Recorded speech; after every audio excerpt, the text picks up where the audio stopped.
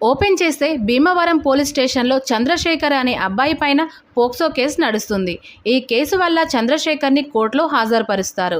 ఇక చంద్రశేఖర్ని గత 78 రోజుల నుంచి రిమాండ్లోనే ఉంచుతారు.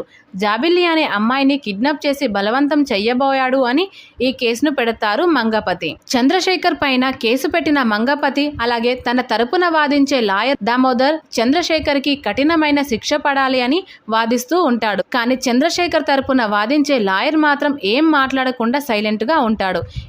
ఇక్కడే మనకు తెలిసేది ఏంటంటే జూలై 29, 2013 అంటే ఇంకా 4 రోజుల్లోనే లాస్ట్ అండ్ ఫైనల్ వాయిదా అని. ఇక చంద్రశేఖర్ని అక్కడి నుంచి జైలుకి తీసుకెళ్లిపోతారు.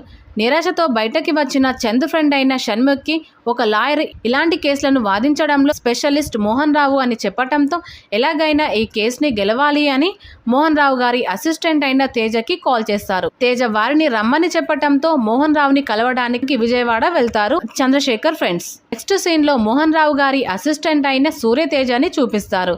ఇక ఈ తేజ గత 4 సంవత్సరాలుగా మోహన్ రావు గారి దగ్గర అసిస్టెంట్ లాయర్గా కేసుల కోసం పనిచేస్తూ ఉంటాడు. మరోవైపు మోహన్ రావు గారు ఒక కేసుని ఎలా హ్యాండిల్ చేస్తారో అని అసిస్టెంట్ అయిన తేజ ముందుగానే చెప్తాడు. తేజ చెప్పినట్టుగానే మోహన్ రావు గారు కూడా అలానే కేసుని వాదిస్తూ ఉంటాడు. అది చూసిన అందరూ షాక్ అవుతారు. తను ఈ కేసుని వాదిస్తే గెలిచేవాడినని అనుకుంటూ ఉంటాడు తేజ. కానీ మోహన్ రావు మాత్రం కేసులన్నీ తేజకి తప్ప తన దగ్గర చేసే మిగతా లాయర్స్కి ఇస్తాడు, కానీ తేజకి మాత్రం ఇవ్వడు. ఇదంతా గమనించిన తేజ తను అడిగితేనే కేసు ఇస్తాడేమో అని సరైన టైం చూసి అడగాలని వెయిట్ చేస్తూ ఉంటాడు. ఇక తేజ వెళ్ళి మోహన్ రావు కేసు గురించి అడగగా మోహన్ రావు ఒక ట్రైన్కి సంబంధించిన ఒక క్వశ్చన్ని అడుగుతాడు. దీనికి కరెక్ట్గా ఆన్సర్ చేస్తే ఇస్తానని చెప్తాడు మోహన్ రావు. ఒక ట్రాక్ మీద ఒక ట్రైన్ వెళ్తుంది. ఆ ట్రాక్ మీదనే ఒక లేబర్ ఉంటాడు. అతన్ని బ్రతికించాలంటే నువ్వు ట్రాక్ వేరే వైపు తిప్పాలి. వేరే ట్రాక్ మీదకి తీసుకువెళ్తే ఆ ట్రాక్ పైన 5 మనుషులు ఉంటారు.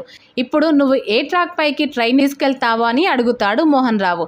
దానికి తేజ ఆన్సర్ చేస్తూ ఒకరి ప్రాణం కంటే 5 ప్రాణాలే ఎక్కువ అని చెప్తాడు.